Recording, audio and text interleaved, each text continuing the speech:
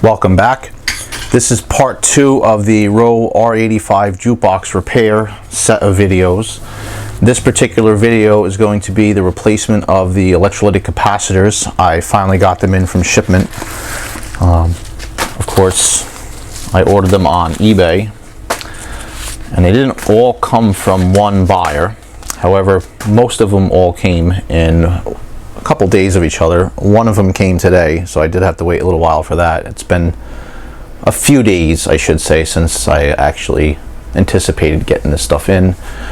The last package did get delayed, so that is one of the caveats, I guess, of dealing with eBay and multiple sellers. But the good thing about it is I managed to save a good amount of money on it.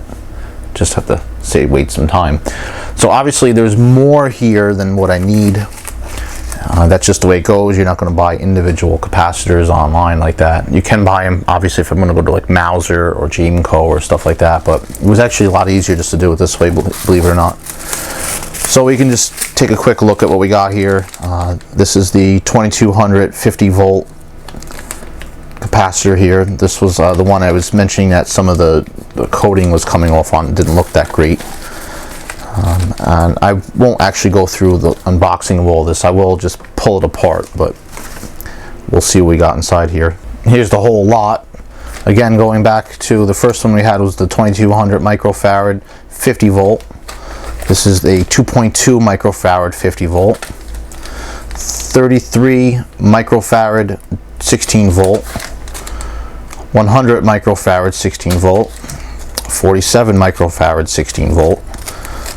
The last set over here, of course, I don't have a tag on these, so just bear with me for one moment here, but these I believe are 50 farad. I can't see it. 47 farad 50 volt. And then lastly we have the battery. And the battery I actually already tested. It does have some juice on it already. It's a 2 volt, I think it was like 2.4 volts that it was on there, so it's a full battery. And the other one, if you recall, was completely flat, so that should be a good start there already. At least we know we have a working backup battery. I guess I'll put a link in the description for the battery. The rest of the capacitors, I'll put a list down there. The capacitors are capacitors. I mean, there's really nothing special about them. I bought all these free shipping, so it ended up being a lot cheaper than I was anticipating it. One thing about this with capacitors, if you can't find the exact value, you can pick other values. For example, I couldn't get a 16 volt capacitor in one of the values here, so I just got I couldn't get a 16 volt, so I got a 50 volt instead. You can always go up higher, but you can't go down lower. So I can't replace the 16 volt with a 5 volt, obviously, because it's not going to have the tolerances I need, but the 50 volt will be just fine. And that's just the maximum working voltage. So the low voltage portion of this, I don't think gets any higher than 9 volts, so 16 would be fine. They usually say, you know, double. But anyway, so the thing is going to be now is getting the list out that I have, going over it. I already checked off that I do have all the proper values here. We're just going to get out the ones that I need, so I'm not looking at the whole bunch here. We'll put those to the side. I'm going to heat up the soldering iron. I'm going to set it to 500 degrees Fahrenheit. The reason why, because when I desoldered the battery, 2 of the terminals, now granted they are the terminals that aren't connected to anything else, so there's not going to be any thermal mass to soak up the heat. They kind of came off the board a little bit, so that's going to be something I'll have to repair when I get to that. But to avoid anything like that, I won't set the gun too high. The other thing is too, since these boards are so old, it's lead-based solder. There's no lead-free stuff here, so I don't have to worry about running the gun that hot anyway. So that'll make it a lot easier because I don't have to worry about problems down the road. If I find that the iron isn't hot enough, I can always go up in temperature from there. And then I'm going to use my super duper solder sucker here, just because this is going to suck up this stuff pretty good. So let me get everything set up here and I'll be right with you. Of course, having a nice organized list makes this job a lot easier.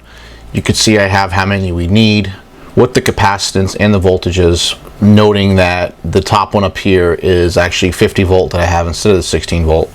The location of where they are, and you're going to look for this number on the actual circuit board, and then the cost for that particular line. So you can see this is only $7.25 in parts up here. Yes, the large capacitor here, the 2200 microfarad capacitor, is a little expensive, but that goes without saying because of the size of it. But anyway, the battery only was $10, which wasn't bad, I didn't think. And you can see I have the array of components just kind of laid out here, just taped down just for convenience, just to make this organized. I don't go flying all over the place. And we'll get into the polarity of these, since electrolytic capacitors do have to be installed in a certain polarity order, hence the banding on here, but we'll get into that once I actually start to put them in. The thing now is going to be getting the table ready here, so the soldering iron heated up, all the proper tools I need, and we're going to go ahead and start removing all of the capacitors in question. Now we can start with the smaller board here. The easiest thing to do, in my opinion, is to actually cut the old caps out first and then desolder the remaining wire from the other side. That way I feel like you're not fighting with everything. You know, like, in other words, a lot of these, like this pin over here, for example, this pin, you could see it's straight up in the air. So if I put some heat onto that, I should be able to pull this cap out from the front. So that's going to be easy. But some places, like you can see these pins over here, they actually bend that wire down into place, that little lead.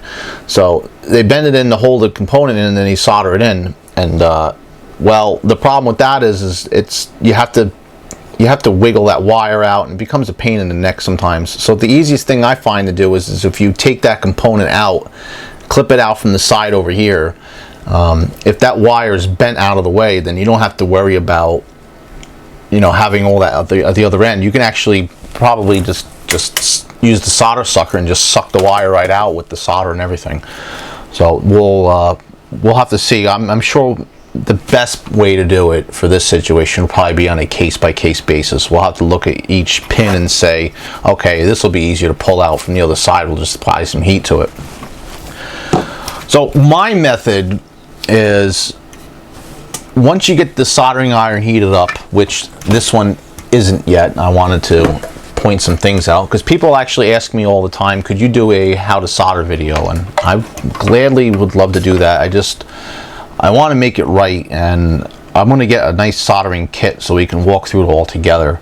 But one of the things you want to do is you want to make sure your tip is nice and clean, obviously.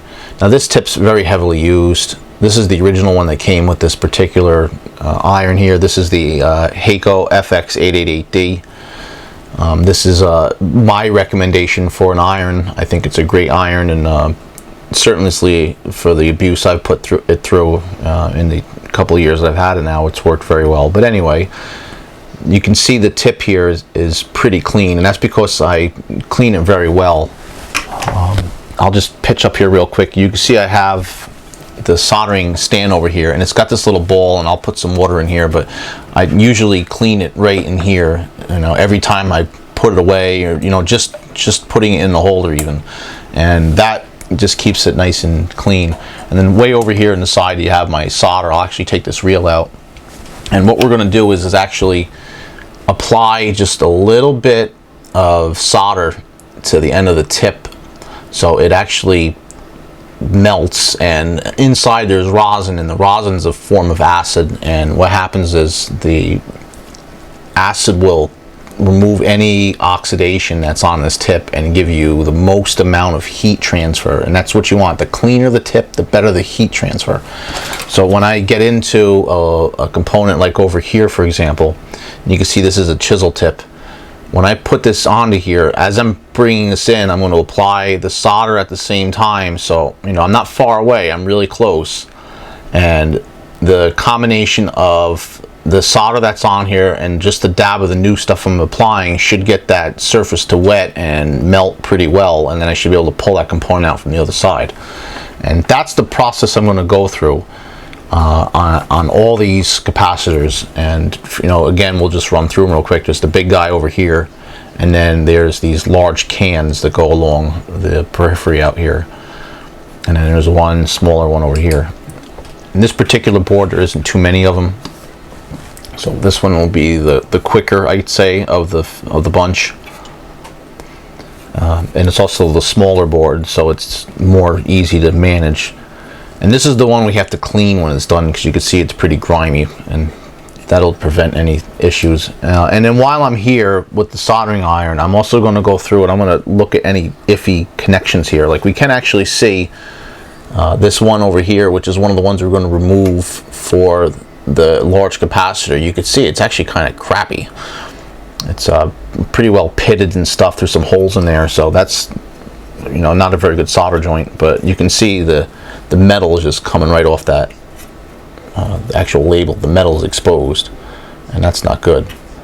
And given the level of dirt and everything that's on this, this is definitely a good way to go. Hopefully this will solve the fault issue that's at hand. But anyway, let me go ahead and get some headway removed on this, because this is going to take me a little while to get these all taken out.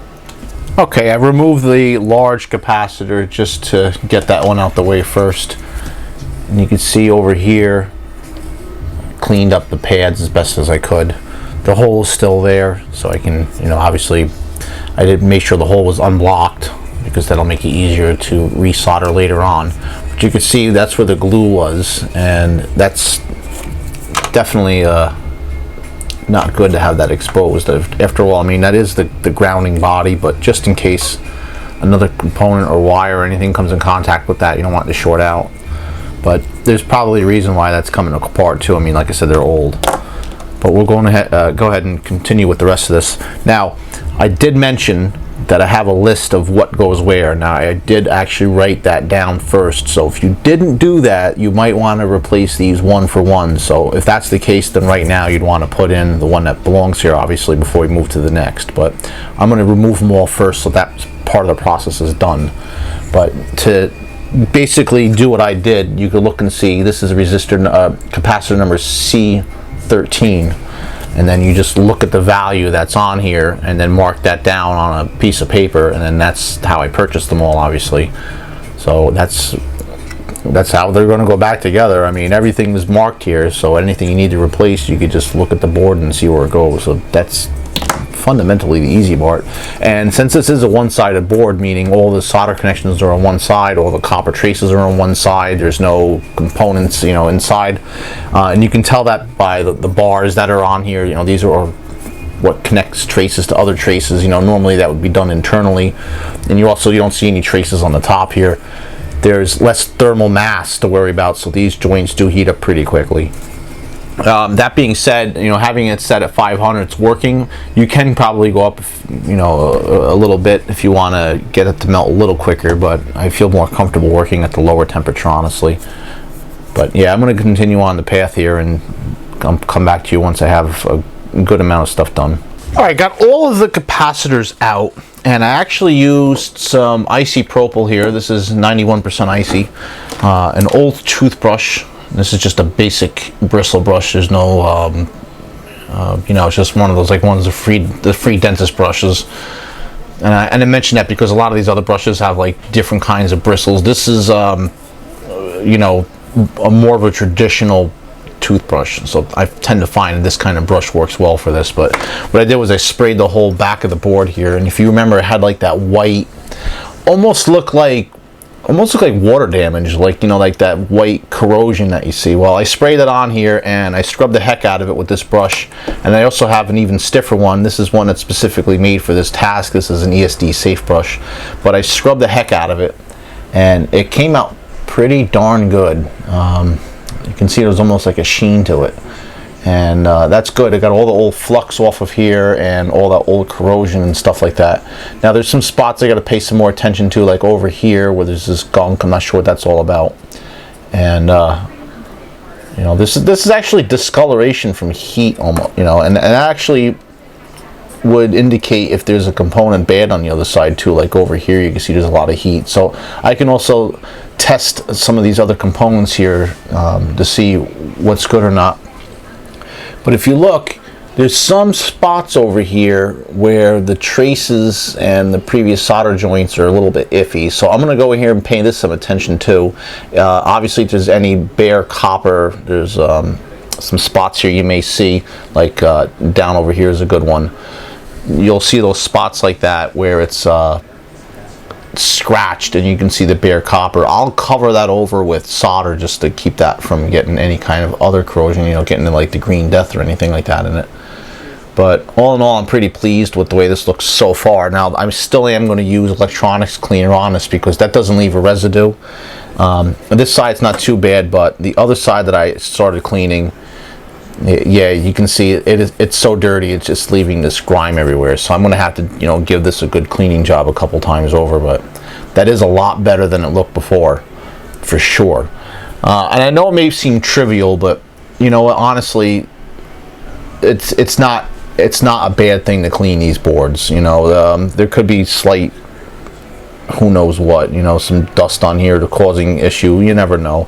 I've had boards not work and then a good cleaning made them work again. So it's definitely something I'm going to worth trying.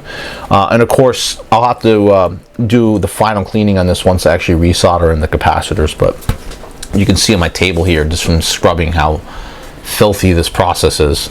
But at any rate, I'm going to continue on the course with making sure this is good to go on this side.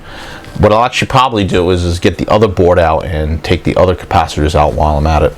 I take back everything I said about the larger board having more to work with. There is actually only 3 caps on this one to worry about. It's just a bigger board, so just flipping it around and doing different things will be just a little bit, I don't know, it's not really much bigger than the other one, but this is the one that has the battery on it though, so that we already took out before, but that's really the only difference about this one. This one has more passive components and stuff spread about, but this one will probably be a little bit easier to clean too because a lot of it's really low profile. Before I go too far, this was the board that actually had the foam padding that was on it, and it had to get actually scraped off because the pad had just deteriorated. So I actually will go ahead and clean this first before I desolder the components, because it'll make it easier to work with clean solder joints than ones that have this gunk built onto it. You can actually see, yeah, it's pretty crusty. Alright, coming back after the first cleaning job, and this is just a real quick rough job just to try to get some of the surface crap off of here. A lot of the connectors are coming out great. You can see it's definitely a lot better than it was. Some of these bits were pretty crusty and now they're starting to shine, although they are a little bit pitted looking, but that's something I'm going to try another method on. But just to show you here, some of my methodology here is I'm scrubbing this, you know, with this brush, just going around getting all these components, and then for the harder stuff I'm using the stiffer brush. But where possible, I'm also blotting up the stuff, and you can see my towel here is turning all kinds of funky colors, so it's definitely a filthy board. And I didn't get to the other side yet, but just getting to this side, you can see it's working pretty well. Now I know I can just use a contact cleaner, you know, actual circuit board cleaner, spray stuff here, but I am going to use that. I just wanted to get the heavy stuff well first, you know. Unfortunately, I don't have a ultrasonic machine. I feel like that'd be a really great way to clean this, or, you know, soaking it even in like deionized water or something like that, but that I don't have right now, so I'll have to go with what I have. I should mention that this stuff that's coming off here is kind of sticky, if that makes any sense. It cleans off, like once I wipe the surface down here and everything with a clean towel and everything else, it'll come right up, but it is important to note it is a bit sticky. Alright, this is about as clean as I can get it for now. I did have to go through with a Q-tip and just hit some of the really trouble areas up with that, and that allowed me to go in there and clean up any of the new residue that was left over by the alcohol But I'm going to go ahead and start soldering in the new capacitors, and I'll also get the battery in here while I'm here. A note about that battery: the old one has this corner cut off of it, and that's how you can tell which direction it goes based upon the corner on the board over here. If we get nice and close, you can see what I mean. They line up like that. The new one doesn't have that corner, but if we flip the old one over, you can see it has positive and negative indicated. So we'll just line it up so the positive and negative obviously goes into the same hole. In fact, I may just mark the board now to make that a little bit easier. So I'll get all the components in place. Now, I've done plenty of projects on this channel on how to install these components, so there really isn't any point in redoing that again. But what I'll show is with one of the old components. If you look at this, one of these is going to be positive and one of these is going to be negative, and the way we know is they're marked with a little strip. So you can see this is actually a circle with the negative symbol straight through it, and that's on this particular leg. So we know from looking at it right away that that's the negative side of this. Obviously the other side is going to be the positive. On the board they have it mentioned as the positive leg. So if you look over here, this would be positive, this would be negative. So if you're putting this capacitor into that location right there, you'll want to line the negative strip up with the negative hole and the positive with the positive hole. And you'll have to definitely make sure you get the polarity right on every single one of these, because if you don't, you'll have problems. You may even blow a couple of these caps when you power this project on. And I'll mention the large Axial capacitor. This one here is also polarity sensitive, but if you'll notice, the Radial ones have the leads coming out of one end. Axial has them coming out of either end over here. So how do you tell the difference? Because it's got the marking on one side and not the other. Well, it's pointing to the negative side, so it's like an arrow. So you can see it's pointing this direction, so this is your negative side. You can tell that because this lead's coming out of the case. The whole case is actually negative. If you look at the other end over here, there's a little spacer to, prevent this from shorting out, so that would be your positive. So just keep that in mind when you're going through this. They all have that indicator. So if we look at the old one, you can see that one had the arrow pointing again to this side, metal side. Some of these other ones here, it's just that actual strip. Now the strips still have an arrow on it because these packages are the same. It's just which ends they stick on it, whether it's going to be axial or radial. So that's important to note. So you can see I have all the old ones sitting over here, I have all the new ones over here, and the battery, everything's set to go. So I'll start putting these components in one at a time. Now you may have noticed that a lot of these are smaller than what the new ones are. The value's the same, it's just the physical sizes. These are a little bit smaller. So that only really matters in places like this board where they're originally laying down because sticking up was too tall. So when I reinstall these, I'll have to just pay attention to how they were before and either lay them down or put them in. But once I get them in place, I'm going to splay the wires outward just to hold it in place from the other side. And another way to tell which one is negative and which one's positive, the positive lead is longer than the negative one, which is shorter. And that's the same as LEDs. That's another way you can tell positive and negative. And just to show what I'm doing, you can see I have one of the caps sitting in the old position with the leads bent down inward just to keep it the same as it was. And the other side I have them bent downward, and I'll solder them in over here and I'll just trim the leads out. And here's one I already did, so you can see how that lines up. Nice and neat. In the other side over here, nice shiny joints. And I crop the leads nice and short so they're not protruding at all. And that's what you want to look for. That's what I consider a really good solder job right there. What's nice is you can actually see the value of the cap in the position that it's in, which is pretty good. And yeah, you can tell by the outline underneath it, that's the larger one that was behind there, which was one of these big guys here. It's probably just, you know, efficiency in making these things is why they're so small, or either that or who knows, modern technology. But the one over here, if you'll notice, there's actually a jumper underneath it that kind of makes this sit a little funky. So I have to position it. I may even bend this back just a little bit more to make it sit a little nicer. But that's the gist of it. That's basically what I'm doing here. Alright, here we have both boards. All the caps are installed. The battery is installed as well.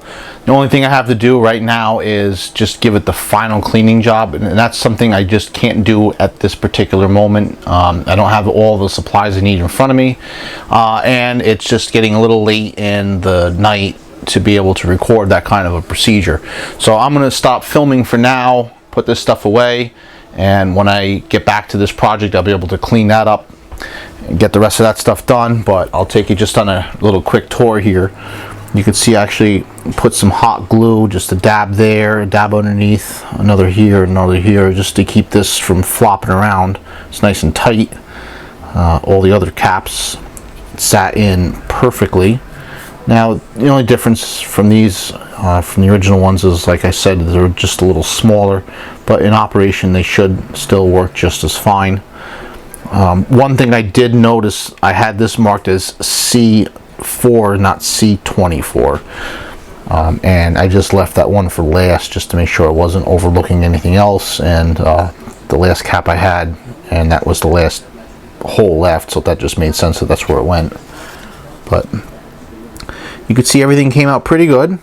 There is one spot up here where there's a voltage regulator on the other side, and what happened was it looked like the center trace here, it looks like it was bare copper and it wasn't making the proper contact to the eye. I didn't actually test it with the multimeter, but I figured, well, since I had the soldering iron out anyway, I might as well clean it up. So I desoldered all three connections here, cleaned up the center trace so they do connect now, and actually I put one of the leads that I cut off one of the capacitors, and the middle hole there, butted it up against the existing leg of the component there, and then brought it outwards down here just to bridge over that kind of iffy gap there.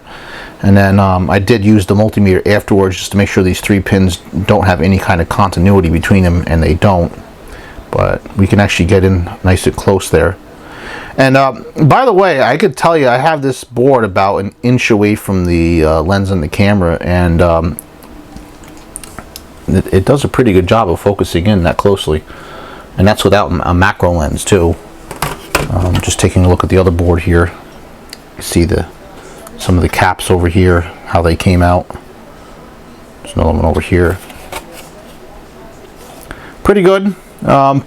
The board is definitely a lot cleaner than it was. It still has this residue on here, and the final cleaning is what will get that off. But for now, at the very least, it doesn't have that black gunk all over everything. And I did go through this one and the other one as well, and just look to see if there's any cold solder joints. There were a couple, so I retouched those.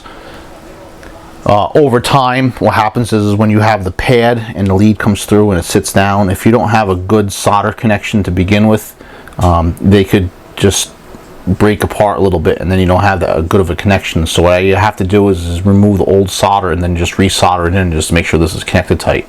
So the lead connects to the pad and you get a nice solid connection.